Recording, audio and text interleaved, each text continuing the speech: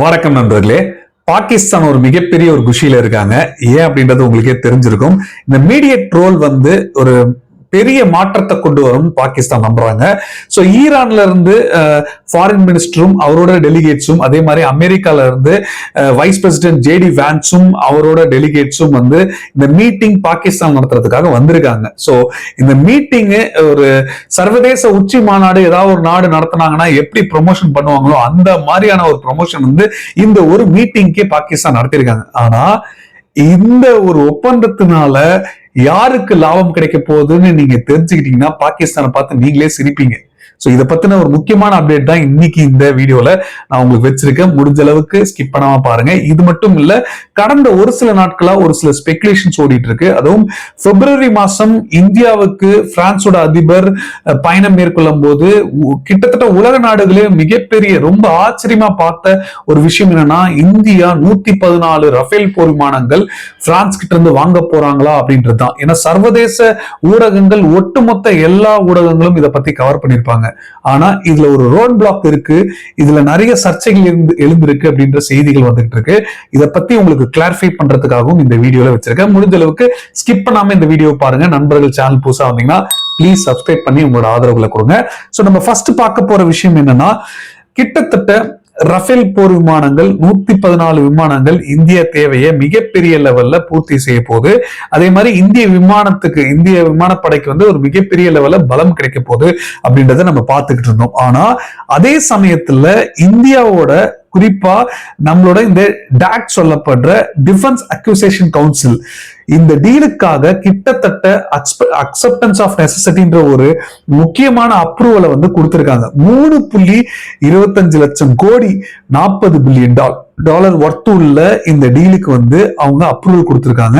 ஆனா அது இன்னும் கேபினெட் கமிட்டி செக்யூரிட்டிக்கு இன்னும் போய் சேரல. ஏன் அது இன்னும் போய் சேரலன்னா, அதுக்கு நடுவுல பிரான்ஸ் கிட்ட இருந்து ஒரு சில கன்ஃபர்மேஷன் வந்த பிறகுதான் அது கேபினெட் செக்யூரிட்டிக்கு போகும். ஆனா இதுவரைக்கும் கிளியரன்ஸ் ஆகாததுக்கான ஒரு சில காரணங்களா இப்ப ஊடகங்கள் மத்தியில சொல்றாங்க. டிஃபென்ஸ் எக்ஸ்பர்ட்டும் அதே மாதிரி ஒரு இன்டர்நேஷனல் டிஃபென்ஸ் எக்ஸ்பர்ட்ஸும் என்ன சொல்றாங்க அப்படி பாத்தீங்கன்னா, கடந்த ஒரு சில நாட்களுக்கு முன்னாடி இந்த செய்திகள் சில பேர் பார்த்திருப்பீங்க. ஆனா இதுல முக்கியமான ஒரு விஷயம் என்ன சொல்றாங்கன்னா, பிரான்ஸ் தயக்கம் காட்டுறாங்க.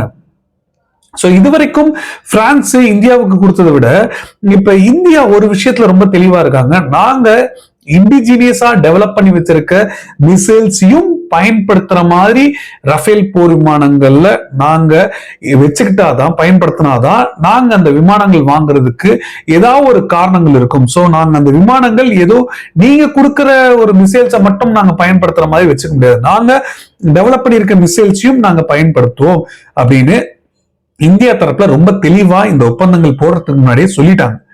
ஆனால் இந்த ஒரு ஒப்பந்தத்துக்கு முன்னாடி என்ன விஷயம் இருக்கு அப்படின்னு பாத்தீங்கன்னா, இந்தியா இண்டிஜினியஸா தயார் பண்ணியிருக்க இந்த அஸ்த்ரா மிசைலா இருக்கட்டும், இல்ல ருத்ரமா இருக்கட்டும், இல்ல ஆகாஷா இருக்கட்டும், எதுவானா இருக்கட்டும், ஆனா இந்தியாவும் ரஷ்யாவும் கொலாபரேஷன்ல ஜாயிண்ட் வெஞ்சர்ல பிரம்மோஸ் மிசைலை டெவலப் பண்ணி வச்சிருக்கோம். சோ பிரம்மோஸ்ன்றது இந்தியாவுக்கு ஒரு கேம் சேஞ்சரான ஒரு ஆயுதம். சோ இதையும் ரஃபேல்ல பயன்படுத்தக்கூடும். சோ இப்படி பயன்படுத்தும் போது இதுல இருக்கிற ஒரு சில டெக்னாலஜியை ரஷ்யாவுக்கு இன்டெலிஜென்ஸ் போறதுக்கான வாய்ப்புகள் இருக்கு அப்படின்ற ஒரு அச்சத்தை இப்ப காமிச்சிருக்கிறதா தெரிவிக்கிறாங்க. ஆனா வெளிப்படையா பிரான்ஸ் தரப்புலயோ இல்ல வேற ஏதாவது ஒரு மெம்பர்ஸோ இதை பத்தி சொல்லல. ஆனா ஒரு சில ரிப்போர்ட்ஸ் சர்வதேச லெவல்லயே டிஃபென்ஸ் எக்ஸ்பர்ட் சொல்றாங்க. அதுல குறிப்பா அதுக்கான காரணம் என்ன, பிரான்ஸ் ஒரு நாட்டோ மெம்பர். சோ நாட்டோ மெம்பரா இருக்கும்போது ஒரு அன்கண்ட்ரோல் டெக்னாலஜி பிரிட்ஜ், குறிப்பா இந்த மாதிரியான ஒரு மிலிட்டரி ஹார்ட்வேர், சொபிஸ்டிகேட்டட் மிலிட்டரி ஹார்ட்வேர்ஸோட டீடைல்ஸ் ரஷ்யாவுக்கு போச்சுன்னா அது நாட்டோக்கே பாதிப்பு அப்படின்ற மாதிரி இவங்க தெரிவிக்கிறாங்க.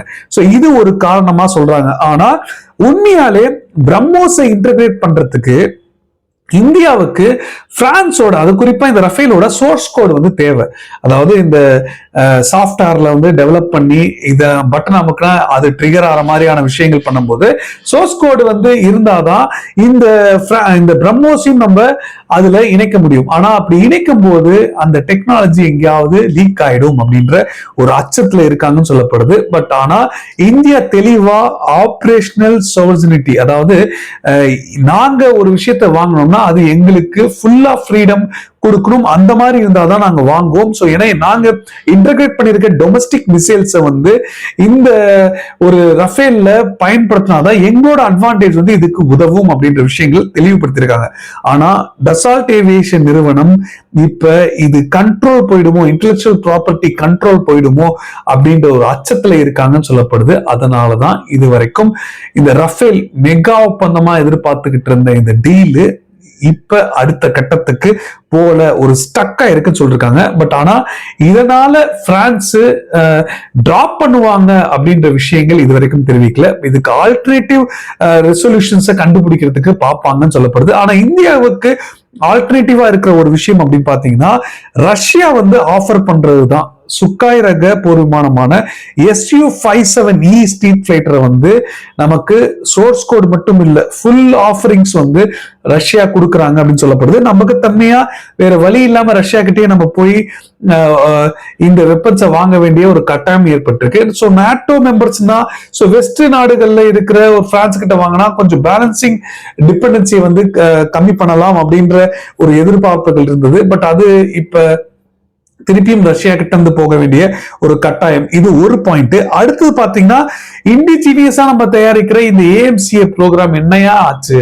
அதை வேகப்படுத்தினாலே நம்ம தேஜஸ்கோ இல்ல வேற ஏதாவது ஒரு ஆபரேஷனல் சர்வீஸுக்கோ நம்ம இன்னும் அதிகப்படுத்தலாமே. சோ இதுதான் வந்து ரெண்டு ஆப்ஷன்ஸ் இந்தியா இது இல்லைன்னா ஆல்டர்னேட்டிவா பாக்குற ஆப்ஷன்ஸ்.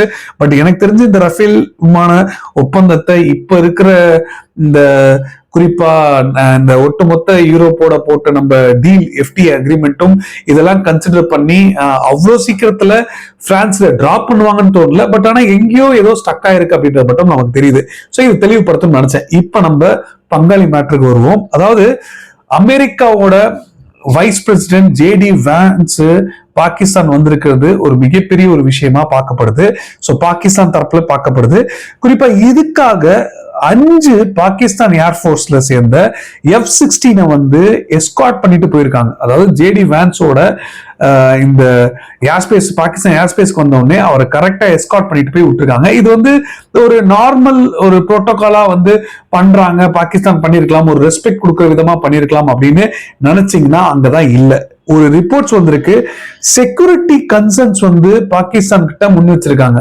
அவங்க அமெரிக்காவோட இன்டெலிஜென்ஸ் வந்து ஒரு சில செக்யூரிட்டி கன்சர்ன்ஸை வந்து முன் வச்சிருக்கிறதுனால அவங்க வேற வழி இல்லாம F-16 வாங்கினதுக்கு இப்ப தெரிஞ்சுங்களா ஏன் F-16 எங்களுக்கு முக்கியம்னு. தயவு செய்து இன்னும் லேட்டஸ்ட் வெப்பன்ஸ் உங்ககிட்ட இருந்து எதிர்பார்க்கணும்னு இதை வச்சு கூட மார்க்கெட் பண்ணிருக்கலாம் பாகிஸ்தான். பட் ஆனா யாருக்கு உண்மையாலே இதனால லாபம்? பாகிஸ்தான் மக்கள் கிட்டத்தட்ட நம்ம ஊர்ல லாக்டவுன் போட்ட மாதிரி 2 நாட்களா லாக்டவுன் போட்ட மாதிரி ஒட்டுமொத்தமா அங்க நடமாட்டமே இல்லாத மாதிரி பண்ணிருக்காங்க பாகிஸ்தான் அரசாங்கம். இதுக்கான காரணம் என்னன்னா, அங்க வந்து எந்த ஒரு பாதிப்பும் ஏற்பட்டக்கூடாது அப்படின்றதுனால. பெட்ரோல் விலைகள் ஏறிடுச்சுன்னு சொல்லும் போது இவங்களோட இந்த ஒரு டெலிகேட்ஸ் கார் போறதுக்கு முன்னாடி ஒரு 22 காரு, பின்னாடி ஒரு 20 காருன்னு நிக்க வச்சிருக்காங்க. சோ அந்த அளவுக்கு பிளாக் பண்ணி எந்த அசம்பாவிதமும் நடந்துடக்கூடாது அப்படின்ற ஒரு எம்பாரஸ்மெண்ட் நடந்துடக்கூடாதுன்னு பார்த்திருக்காங்க. அசீம் முனிரே பர்சனலா போய் வேற அவர் ரிசீவ் பண்ணிருக்காரு. எங்க நூர்கான் பேஸ்ல எங்க அடிபட்டதோ அங்க சரி பண்ணி அங்கதான் இறங்கணும்னு சொல்லிட்டு இறங்க வச்சிருக்காங்க. சோ இந்த அளவுக்கு இருக்கிற இன்னைக்கு இந்த பாகிஸ்தான் இந்த மீடியேட் ரோல் பண்ணிட்டு இந்த மத்தியசம் மூலமா பண்ற இந்த ஒப்பந்தங்கள் உண்மையாலே லாபம் யாருக்குன்னு சொல்றாங்கன்னா, சைனாவுக்கும் இந்தியாவுக்கும் தான் இது லாபம். பேச்சுவார்த்தைகள் சக்சஸா முடிஞ்சாலும் சைனாவுக்கும் இந்தியாவுக்கும் தான் லாபம். பேச்சுவார்த்தைகள் தோல்வி ஏற்பட்டாலும் அது பிக்கஸ்ட் பெனிஃபிஷியர்ஸ் சைனாவுக்கும் இந்தியாவுக்கும் தான் சொல்றாங்க. ஏன் அப்படின்னா, இப்ப ஈரான் வந்து இதை செட்டில் பண்ணிட்டாங்க அப்படின்னாலும், இதை செட்டில் பண்ணல அப்படின்னாலும், சவுதி அரேபியால இருந்து கட்டார், UAE போன்ற நாடுகள் எல்லாருமே ஒரு வகையான அதிருப்தி தெரிவிச்சிருக்காங்க. அமெரிக்கா வந்து நாங்க எங்க அழுத்தங்க ஒரு போர் நடந்துட்டு இருக்கும் போது எங்க மேல தாக்குதல் நடத்திருக்காங்க, நாங்க அமெரிக்கா கிட்ட கேட்ட விஷயங்கள் எதுவும் நடக்கல அப்படின்ற ஒரு அதிருப்தியை வந்து தெரிவிச்சிருக்காங்க. ஓகேங்களா? சவுதி மட்டும் இல்ல, சவுதி வந்து நேரடியா சவுதியும் UAEயும் உக்ரைனோட பேச்சுவார்த்தைகள் நடத்த ஆரம்பிச்சிட்டாங்க, உங்ககிட்ட இருக்கிற ஆயுதங்களை கொடுங்கன்னு. சோ அந்த அளவுக்கு இன்னைக்கு போக ஆரம்பிச்சிட்டாங்க. சோ இந்த நேரத்தை பயன்படுத்திக்கிட்டு கண்டிப்பா அமெரிக்கா பீஸ் டீல் போட்டாலும் சரி போடலாம் சரி, நம்ம டைவர்சிஃபை பண்ணணும். நம்ம வாங்குற பொருட்களை அங்கங்க எல்லார்கிட்ட இருந்து வாங்கணும், ஒருத்தர்கிட்ட இருந்து வாங்கக்கூடாது. இந்த மாதிரியான ஆபத்தான சிச்சுவேஷன்ல நமக்கு அது பாதிப்பு ஏற்பட்டதுன்னு உணர்ந்து இந்தியா கிட்டயே யுஏஇயோ இல்ல சவுதியோ இல்ல சைனா கிட்ட இருந்தும் கொஞ்சம் யுஏஇ சவுதி வாங்குறதுக்கான வாய்ப்புகளும் இருக்கு. ஏன்னா அமெரிக்காவை எதிர்த்து சைனா கிட்ட போக வேண்டாம்னு யோசிச்சாங்கன்னா இந்தியா கிட்ட இருந்து கொஞ்சம் இந்தியாவுக்கு லாபமா அமையும் அது. சோ இது எப்படி பார்த்தாலும் இந்தியாவுக்கு ஒரு மிகப்பெரிய ஒரு வெற்றி அப்படின்னு தான் சொல்லணும். சோ இவங்களோட ஒப்பந்தம் என்னவா வேணா இருந்துட்டு போட்டும், ஆனா இந்த ஒப்பந்தத்தினால பயன் கிடைக்க போகுது சைனாவுக்கும் இந்தியாவுக்கும் தான் அப்படின்றது தெளிவா தெரியுது. சோ இந்தியா இந்த அளவுக்கு மத்தியசம் பண்ணலையே, இந்த ரோலை ஏன் பண்ணல அப்படின்றது இந்தியாவுக்கு முக்கியம் இல்லை.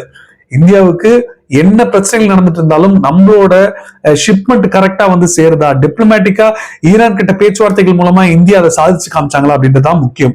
அது காமிச்சிட்டாங்க. சோ சைனாவுக்கும் அந்த ஒரு பெனிஃபிட் கிடைச்சது. சோ இப்படி இருக்கும்போது இந்த ஒரு விஷயங்கள்னால நாளைக்கு சபகர் போட்ட கூட இந்தியா அமெரிக்கா கிட்ட பேசி வெய்வரை திருப்பியும் எக்ஸ்டெண்ட் பண்ணி சபகர் போர்ட்டை டெவலப் பண்றதுக்கான வேலைகளும் இந்தியா பண்ணலாம். சோ இது இந்தியாவுக்கான ஒரு ஆப்பர்ச்சுனிட்டி தான். சோ அது எந்த ஒரு மாற்று கருத்தும் இல்லை.